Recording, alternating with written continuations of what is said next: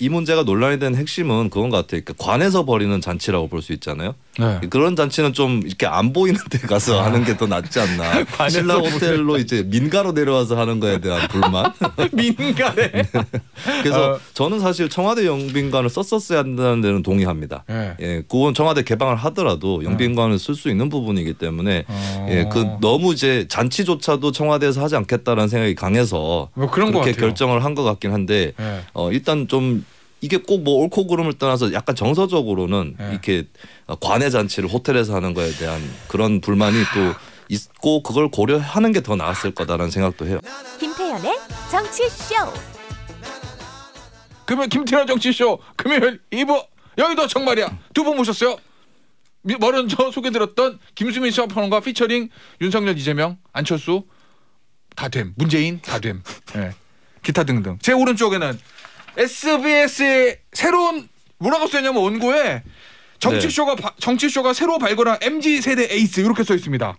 이 제가 봤을 때 이 원고를 쓴 사람하고 친분경이 있으신 것 같아. 좀 청탁에 약간 의혹이 제기되는 것 같은데 제가 한 건 아니고요. 네.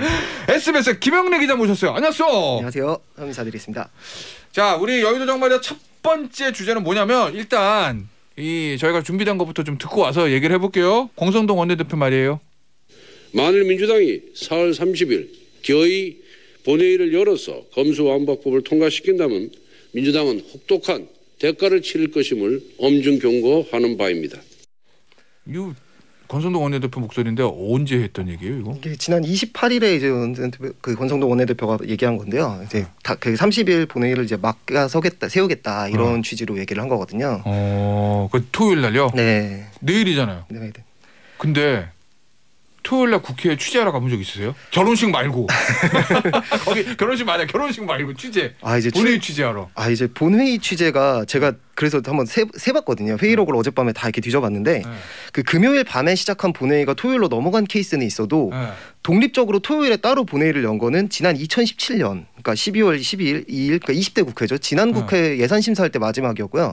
이번 국회에서는 처음이에요. 한 4년 반 만에 처음 있는 일입니다. 그럴 거예요. 주말은 다 지역 내려가거든. 의원들이 지역 가고 뭐 그다음에 보좌진들도 쉬어야 되고 그런데 그렇죠. 뭐 토요일 날 결혼식도 아니고. 무슨 국회를 주 120시간 하게 생겼습니다. 딱 맞네. 예, 딱 맞아. 근데 이렇게까지 토요일 오전까지 하는 이유는 뭐예요? 그 뭐 월요일 날 처리하면 안 되는 건가? 쉬고? 이게 그 시간 제한이 있어요. 이게 지금 어제도 많이 얘기가 나왔지만 이 검수완박 법안이라는 게 지금 윤석열 당선인이 만약에 대통령이 되면 거부권 행사가 너무 명확한 상황이란 말이죠. 근데 이 국회에서는 기본 룰이 이 회기를 끝내면 사흘 전에 공고를 해야 돼요. 다음 회의를. 그렇죠. 그래서 이제 5월 3일 국무회의가 마지막이니까 그 역순으로 가면 토요일이 지금 할 수밖에 없는 상황인 거거든요. 그러니까 그렇다. 그러니까 예를 들면 문재인 대통령이 임기 5월 8일까지잖아요. 네. 그때까지 그래도 공표하고 나가려면 월요일로 이틀이라도 더 미루면 안 된다는 거죠. 네, 거기에 맞춰가지고 빠르게 돌리겠다. 좋아, 빠르게 돌려봐라. 어떻게 하나 되나 보자, 뭐 요건가? 자, 근데 앞서 권성동 원내대표 뭐 혹독한 대가를 치르겠다, 뭐 이렇게 얘기하는데. 근데 지금 야당이 뭐 혹독한 대가고 뭐고 쓸 수 있는 카드가 뭐 있나? 네, 제가 정치 논평할 때에 절대 쓰지 말라고 제가 교육 같은 거 가끔 할 때도 있거든요. 정치 논평을 어떻게 쓰느냐. 쓰지 말라고 하는 것 중에 하나가 좌시하지 않겠다. 라는 표현을 쓰지 마라. 정말 없어 보이고 할 수 있는 게 별로 없어 보인다라는 고백이다라고 하는 건데. 없을 때 하는 표현이다. 허장성세로. 권성동 원내대표의 혹독한 대가를 치를 것이다도 비슷한 것이 아닌가. 네, 그리고 이제 인터넷 용어 요즘에는 좀 안 쓰는 것 같은데 뭐 해준다면 유혈 사태는 없을 것이다. 뭐 이런 인터넷 용어 있잖아요. 약간 이렇게 본인의 분노는 굉장히 충전돼 있는데 뭐 딱히 할 수 있는 것이 없을 때 이런 말이 좀 나온 것 같아요. 혹시 뭐 그런 건 아닌가요? 여론전에서 우리를 점해서 지방선거를 우리가 압승할 거다. 뭐 국민의 입장에서 네. 뭐 그렇게 얘기하는 거 아닌가요? 그런 의미도 포함이 돼 있겠죠. 해볼 테면 해봐라. 근데 국민 반대가 높기 때문에 대가를 치를 것이다. 라고 일단 얘기를 하는 것이죠. 이런 사례는 상당히 많죠. 사실 정치권에서. 지금 국민의힘 당내 의원들 분위기 어때요? 권성동 원내대표를 둘러싸고. 사실 좋을 수가 없죠. 이게 권성동 원내대표가 지금 취임한 지 한 15일, 2주가 조금 넘었는데 사실상 취임 이후 첫 좀 대형 협상이에요. 여당과 이걸 해야 되는, 그렇죠. 조율을 해야 되는 첫 시험대였는데 여기서 일단 본인이 합의를 했단 말이에요.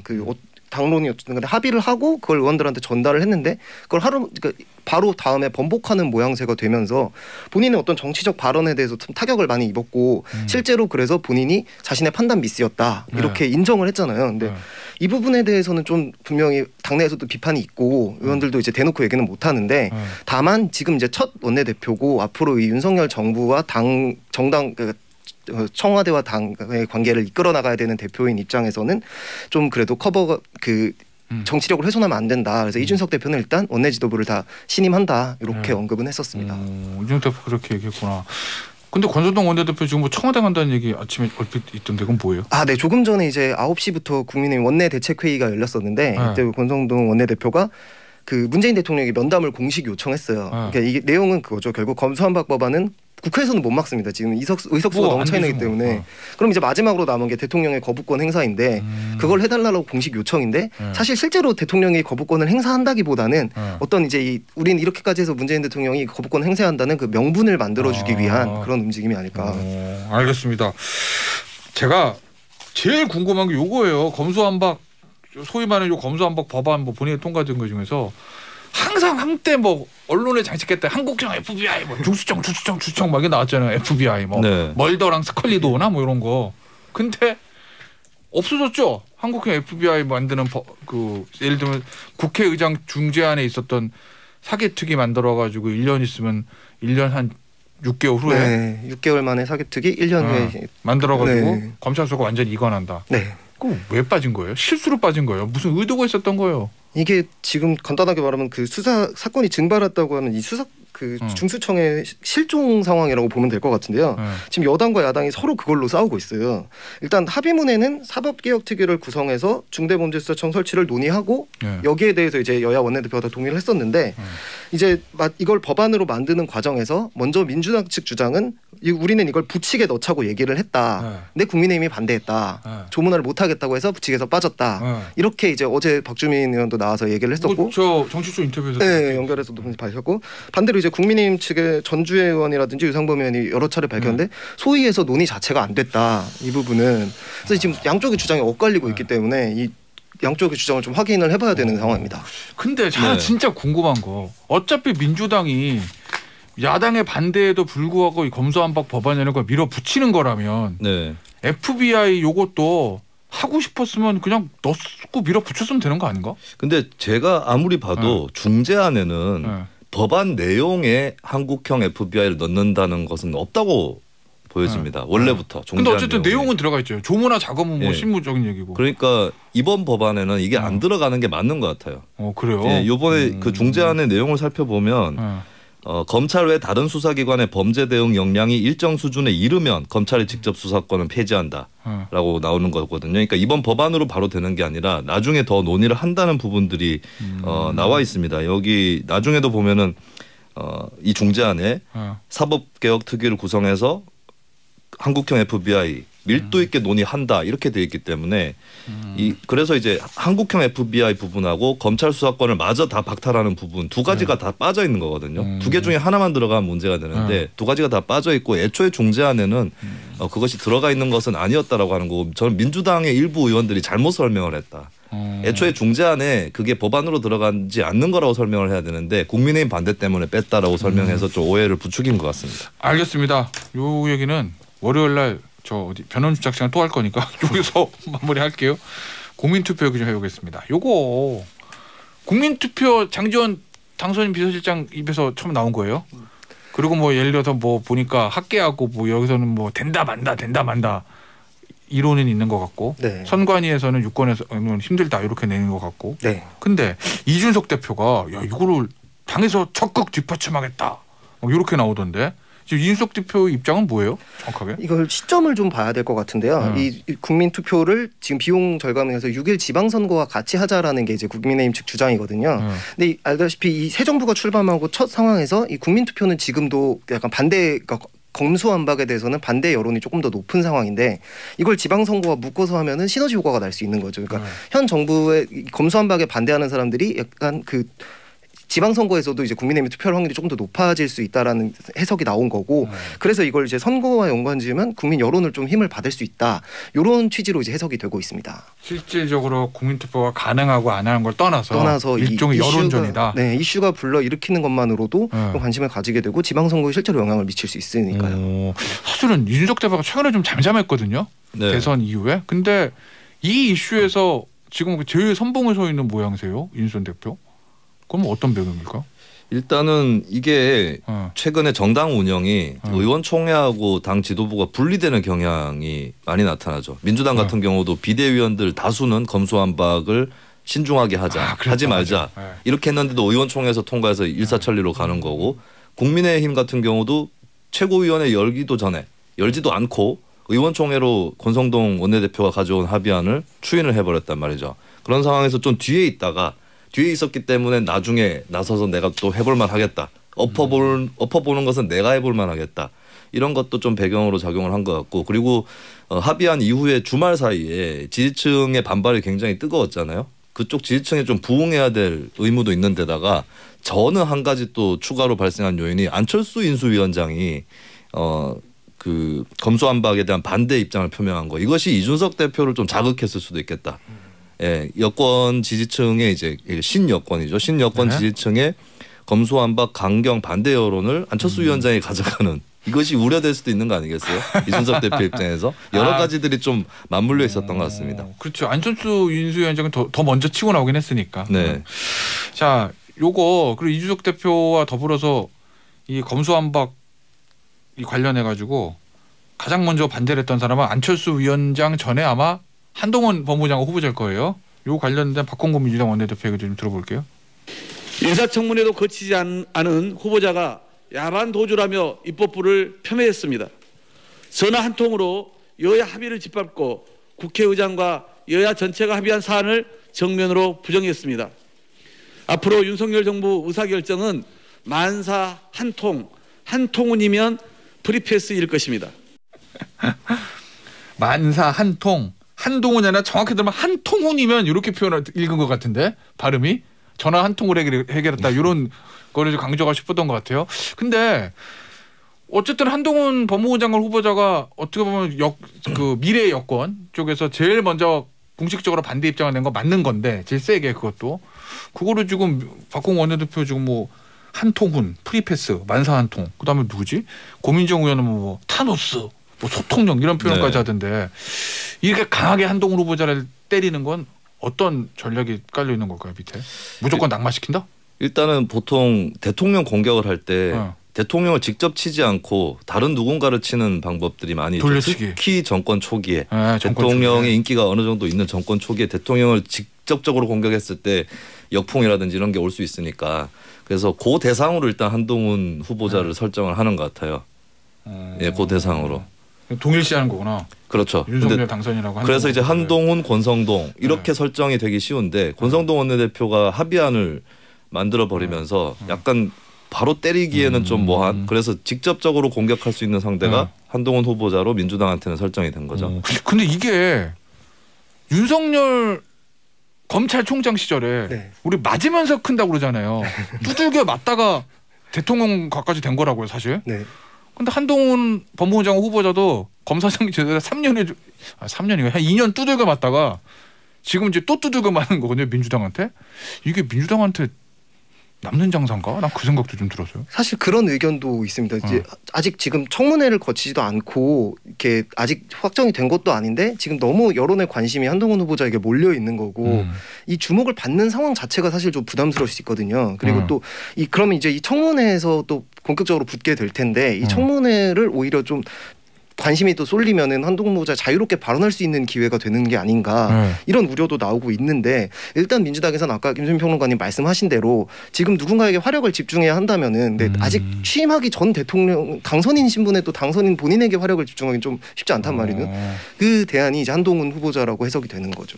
한동훈 후보자가 맞으면서 윤석열 당선인처럼 맞으면서 클지 안 클지는 나중 문제고 일단 우리는 여기선 때리고 본다. 요거구나. 알겠습니다. 자꾸 그렇게 때리면 제가 크게 고통받을 것이기 때문에 반드시 저지되어야 합니다. 다음 주 수요일에 한동훈 후보자 인사청문회거든요. 금요일 날 김수민 특집입니다.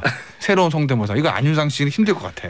이거는 치고 나갈 수 있어. 그리고 안윤상 씨 아까 전에 이재명 전 후보 성대모사는 진짜 제대로 최고로 하셨는데 항복선언입니까? 문재인, 윤석열, 홍준표 성대모사가 비슷해지고 있는 공조화 현상이 성대모사가 베베 꼬였어요. 네, 안윤상 씨에게 지적합니다. 근데 이재명 상임 고문은 근데 거의 진짜 그건 네, 제가 인정할 수밖에 없어요. 본인도 한번 해보세요. 네. 성대모사는 뽑는 게 아니죠. 심는 거죠. 네. 앞으로 안윤상 씨로 가겠습니다. 네, 이재명 고문. 요새 요 얘기도 있어요. 취임식 있잖아요. 대통령 취임식. 네, 관심이 많죠. 이게 신라호텔 영빈관에서 한다고 그래가지고 뭐 이것저것 말들이 많던데 좀 내용부터 좀 정리 좀 해보죠. 네. 네. 지금 일단 취임식 만찬 논란이 있는 게 취임식 예산이 33억 1,800만 원이다. 그래서 가장 많다고 해서 윤호중 민주당 비대위원장 같은 경우는 이게 진시황 즉위식이다. 뭐 황제 만찬이다. 그래서 지금 민주당 쪽에서 비판이 나오고 있는 상황인데요. 일단 한 가지 짚고 넘어가야 될 부분은 있습니다. 이 취임식 예산이 33억 1,800원은 맞는데 이거는 지금 이 정부에서 결정한 게 아니고 지난해 이미 대선 전에 여야가 합의한 부분이거든요. 그럼 이재명 후보가 당선됐어도 이 돈을 쓸 수 있다는 거죠? 맞습니다. 이재명 후보가 당선이 됐어도 이 예산에서 하는 거고 그리고 지난번에 지금 문재인 대통령은 이제 취임식 만찬을 안 했어요. 탄핵 그 정권의 그때 전국이었기 때문에. 그럼 그 전에 이제 박근혜 대통령 취임식 때 31억이었거든요.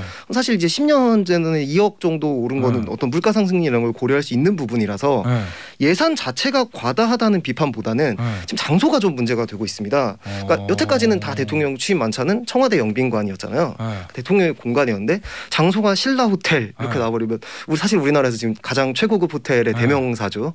이 호텔에서 만찬을 한다. 굳이? 약간 이렇게 되면서 지금 비판이 좀 집중되는 모양새거든요. 그러니까 구체적으로 디테일로 들어가면 여야가 합의하고 똑같이 쓰는 돈이긴 한데 신라 호텔 그러니까 괜히 이제 국민들 느낌에 별론데 그냥 이런 느낌을 주는 거구나. 그렇죠. 그 호텔 만찬이라는 인식 자체가 호화 만찬 이런 느낌이니까. 이거 어떻게 풀어야 돼요? 인수위에서는? 지금 참모랑 뭐라고 조언하겠어요? 일단은 그 만찬 비용 같은 경우는 뭐 크게 증가한 건 아니다. 박근혜 전 대통령 취임식에 비해서는 뭐 2억 정도 늘었다라고 볼 수 있고 그동안의 물가 상승이나 이런 거 감안하면 크게 는 건 아니다. 사실상 동결 수준이다라고 해명을 한 거고 뭐 계획을 해놨기 때문에 이걸 뭐 취소를 하거나 이러기는 어려울 것 같고 아마 근데 이 문제가 논란이 된 핵심은 그건 것 같아요. 그러니까 관에서 벌이는 잔치라고 볼 수 있잖아요. 그런 잔치는 좀 이렇게 안 보이는 데 가서 하는 게 더 낫지 않나. 신라 호텔로 이제 민가로 내려와서 하는 거에 대한 불만. 민가네. 그래서 저는 사실 청와대 영빈관을 썼었어야 한다는 데는 동의합니다. 예, 그건 청와대 개방을 하더라도 영빈관을 쓸 수 있는 부분이기 때문에 그 너무 이제 잔치조차도 청와대에서 하지 않겠다라는 생각이 강해서 뭐 그런 그렇게 결정을 한 것 같긴 한데 일단 좀 이게 꼭 뭐 옳고 그름을 떠나서 약간 정서적으로는 이렇게 관의 잔치를 호텔에서 하는 거에 대한 그런 불만이 또 있고 그걸 고려하는 게 더 나았을 거다라는 생각도 해요. 그럴 수는 있겠구나. 청와대 영빈관에서 하면 공식 친유진 외에 그 장면을 볼 수가 없는데 신라호텔 영빈관에서 뭐 신라호텔 뭐 통째로 전세 내는 것도 아니고 왔다 갔다 하는 사람들 보니까 관의 잔치는 민간으로 내려오면 안 된. 야 이거 뭐 기가 막힌 표현인데. 그 마지막으로 짧게 일부 사면 얘기 좀 해볼게요. 이거 보니까 사면 지금 뭐 이명박 전 대통령, 김경수 전 지사, 정경심 교수, 전 교수 그다음에 뭐 여러 가지 얘기 있던데 할 것 같아요? 저는 상식적으로 이제 김경수 지사나 정경심 전 교수가 들어가게 되면 이명박 전 대통령, 이재용 부회장 같이 사면을 할 때에 자기 편 풀어주기 위해서 다 묶어서 했다. 이 비판이 나올 거라고 보거든요. 근데 대통령 사면 원래 그렇게 좀 일종의 바토로 해왔잖아요 이제까지. 네, 그리고 근데 문제는 이 당사자들이 자기가 잘못했다라고 인정을 하거나 사과한 적이 한 번도 없어요. 그런 측면에서는 이쪽 저쪽에서 원하는 사면 카드를 다 들어줘서 국민 통합을 하겠다고 생각을 할 수도 있겠지만 거꾸로 이들을 묶어서 하는 것이 이제 특권이고 또 불공정이다라고 하는 그런 여론이 또 불거질 수 있을 것 같은데 제가 정치인이면 이거는 하지 않겠어요. 본인은 안 할 건데 내가 정치인이 아니니까 제가 아니니까. 그러니까 예상은 어떻게 할 것 같아요? 근데 지금 분위기는 되는 쪽으로 가고 있는 게 아닌가. 네, 종교계에서 탄원을 놓고 이런 것들이 막 공개가 되고 보도가 되고 하는 것들이 어느 정도 정치권에서 특히 청와대에서 하려고 생각을 하니까 좀 흘리는 것이 아닌가 이런 생각도 듭니다. 자, 30초 남았어요. 국민의힘 쪽에서는 지금이나 민주당 쪽에서 어떻게 봅니까? 대통령 할 거라고 예상해요? 아니면은 안 할 거라고 예상해요? 권성동 원내대표는 원래 한참 전부터 정권 마지막에 이명박 전 대통령과 김경수 지사를 같이 사면할 거고 그러려고 이명박 전 대통령을 사면하지 않았다. 이런 주장이었거든요. 거기에 대해서 이제 아직 코멘트를 자제하고 있는 게 곧 윤석열 정부가 취임하기 때문에 그 전에 마지막 대통령 권한이라는 건 이제 문재인 대통령의 권한이다. 이렇게 정도로 얘기하고 있습니다. 알겠습니다. 오늘 여의도 정말이야. 여기서 마무리할게요. 지금까지 김수민 평론가 김영래 기자였습니다. 감사합니다. 감사합니다. 고맙습니다.